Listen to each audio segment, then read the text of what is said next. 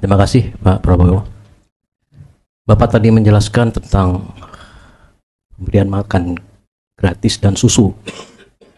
Itu sangat menarik dan menggiurkan banyak orang. Tapi beberapa ekonom mempersoalkan, pertama Pak, satu, kalau itu di total sekitar 440 triliun makan gratis dan susu itu bagaimana mengaturnya, sementara Bapak sendiri dan tim kampanyenya juga ikut mendukung IKN, jumlahnya juga hampir seperti itu. Jadi dari skala perhitungan APBN kami ingin dapat penjelasan itu. Yang kedua, susu ini masih sebuah persoalan juga. Apakah susu itu yang dimaksud adalah susu cair, pasturasi, atau mungkin susu kemasan, UHT, yang banyak dibagi-bagikan oleh Mas Gibran? Dua-duanya setelah dipelajari masih banyak kekurangan. Produksinya kita nggak mampu, Pak. Jadi berapa peternak mengatakan itu yang senang kalau UHT itu adalah para peternak yang ada di luar negeri, Selandia Baru dan lain-lain. Sementara kami sendiri belum bisa ngapa-ngapain karena lemah. Yang kedua itu Pak, bagaimana tuh nanti mengatur supaya kebijakan Bapak yang bagus dan menggiurkan ini tidak menguntungkan pihak asing. Karena itu konsisten dengan Bapak untuk kita mengurus diri sendiri kita dan membiayai diri kita sendiri dengan kekuatan kita sendiri, kemandirian. Itu akan semuanya dukung, cuman realisasinya masih banyak yang dipertanyakan. Itu dua Pak pertanyaan yang saya pertanyakan. Terima kasih. Silakan. Baik, pertanyaan yang wajar. Jadi kalau susu ya, yang paling baik dan paling sehat adalah susu yang tentunya langsung dari sapi. Ya. Yang kemasan-kemasan mungkin kebanyakan adalah ada pengawet dan mungkin gulanya terlalu banyak dan sebagainya. Jadi, saudara, masalahnya adalah punya kehendak atau tidak kita kasih susu yang sehat untuk anak-anak kita. Masalahnya itu pertama itu. Kalau kita punya kehendak, ya kita harus perbanyak kita punya populasi sapi di Indonesia. Ya kan? Dan ini sebetulnya dulu waktu zaman Orde Baru ini sebetulnya sebagian sudah dilaksanakan. Jadi dulu ada regulasi, ya kan, yang orang-orang banyak tidak suka, orang luar negeri, bahwa ada kewajiban perusahaan-perusahaan yang import ya untuk beli susu dari peternak kita sampai produksi susu Indonesia dari dalam negeri 50% dari konsumsi. Tapi dengan sistem liberalisasi yang kayak begini, sekarang sudah mungkin produksi dalam negeri mungkin tinggal, yang terakhir saya dengar, tolong dicek ya, mungkin saya keliru, saya dengar tinggal 15%. Karena tidak diwajibkan. Ya. Ya persis. Jadi sekarang saya katakan, kita punya will enggak? Kita punya kehendak politik atau tidak? Ya. Kalau kita punya kehendak politik, ya sudah, untuk 1, 2, 3, 4 tahun kita beli sapinya, kita kembangkan di Indonesia. Satu sapi dari Brazil sekarang memang jauh, 40 hari, itu harganya $2.500 sampai di Indonesia.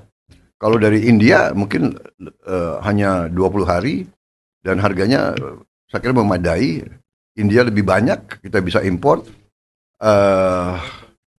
Kita butuh untuk kasih susu ke anak-anak kita, ya kan? 82 juta anak, kalau mereka minum 500 cc, ya kan? Kita butuh berarti sekitar 40 juta liter. Berarti kita minimal perlu sapi perah ya minimal mungkin 2,5 juta.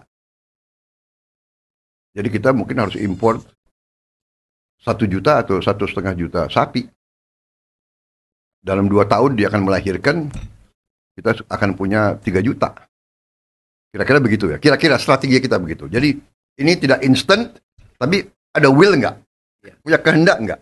Penting nggak anak-anak kita kasih gizi?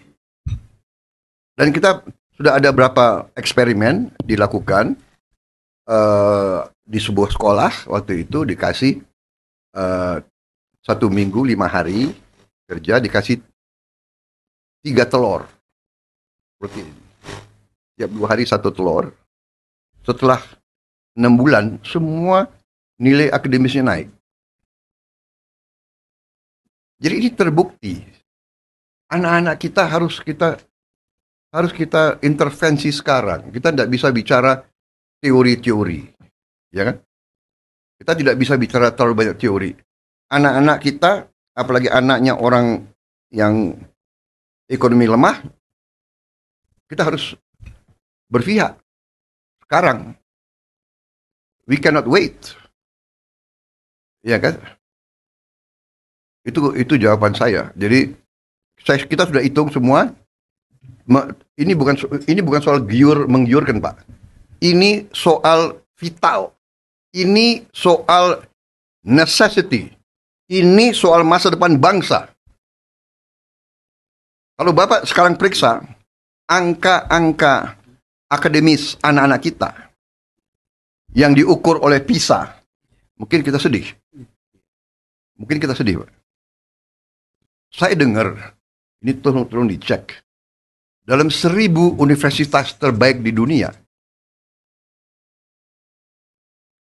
nggak tahu ada Universitas Indonesia masuk atau tidak. 1000, ada berapa? UI itu peringkat 457 masalah. Ya turun dicek kembali. Ya, mudah-mudahan. Tapi Bapak pernah dengar PISA? Iya. Ya. This is vital necessity, Pak, menurut saya. Ya. Saya ini keyakinan saya. Ini keyakinan saya. UGM juga masuk. Ya. Juga masuk. Ya makanya ini dan ini doable, ini feasible. Memang kelihatan kedengarannya 440T besar, ya kan? Tapi Indonesia punya kemampuan. Ya sekarang aja APBN kita sekarang aja untuk bantuan sosial itu mendekati 500 triliun. Kemudian anggaran untuk pendidikan itu 600 triliun. Kemudian jadi yang saya tanya adalah kalau kita kasih makan untuk anak-anak kita, ini boleh tergolong bantuan sosial atau tidak? Boleh nggak tergolong bantuan sosial? Yang kedua, ini boleh tergolong pendidikan atau tidak? Kasih makan di sekolah. Belum peningkatan penghasilan kita kalau kita perbaiki sistem penerimaan pajak dan penerimaan non pajak. Sekarang kita punya tax ratio itu sekitar 12%. Penerimaan revenue dari pajak, cukai dan semua dari itu sekitar, kalau tidak salah saya datanya ada, itu sekitar 12%. Vietnam 18%. Thailand 18%. Bahkan ada sekarang ada versi yang sebetulnya Thailand dan sudah di atas 18%. Tiap 1% meningkat penerimaan negara, tiap 1% itu adalah 15 miliar dolar. Jadi kalau kita bisa sama dengan Vietnam dan Thailand 18%, berarti kan kita harus naik 6%. 6 kali 15, 90 miliar dolar ekstra.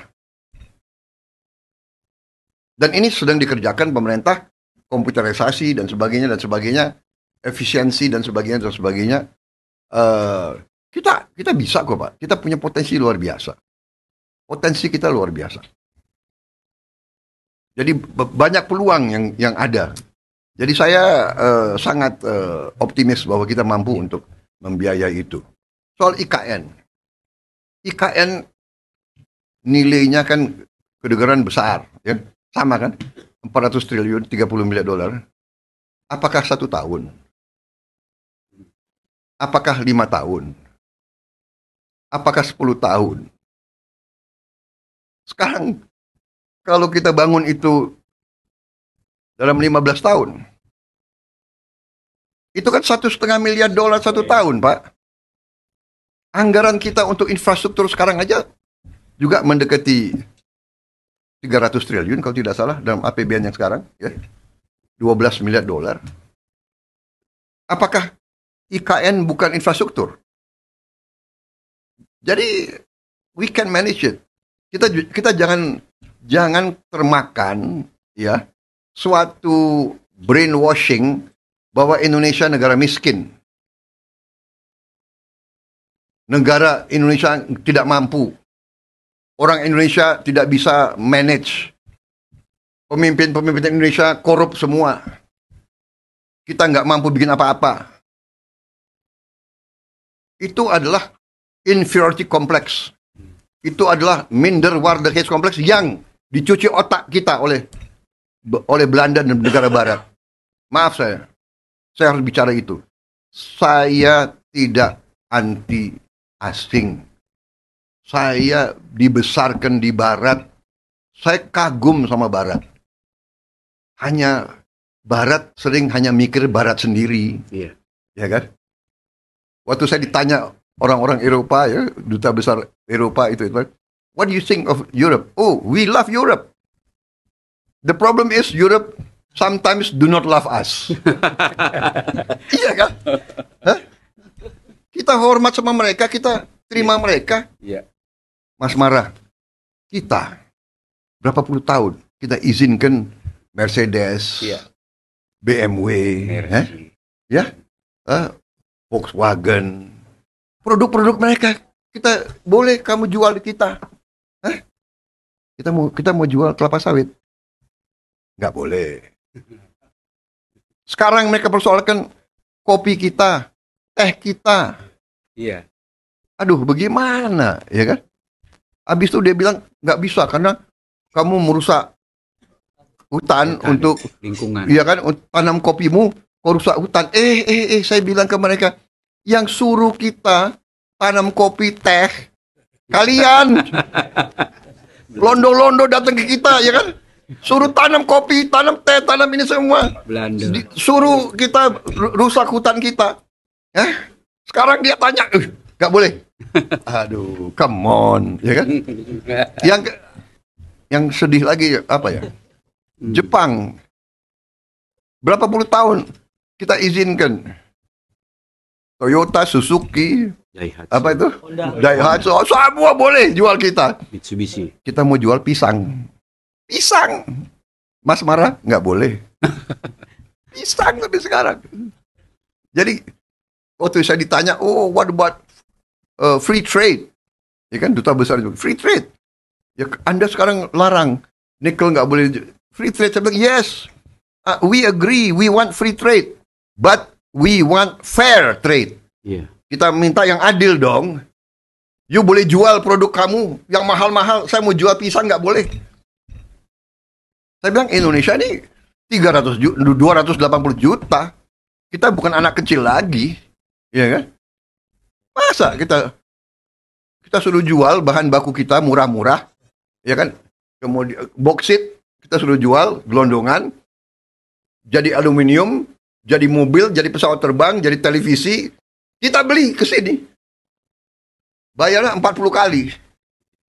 Enggak. Sekarang bikin pabrik di Indonesia. Kita butuh lapangan kerja.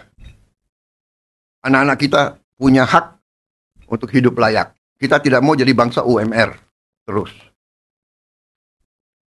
Saya kira itu yang jawab saya. Jadi kita optimis. Masa depan kita gemilang untuk anak-anak kita dan ya kan?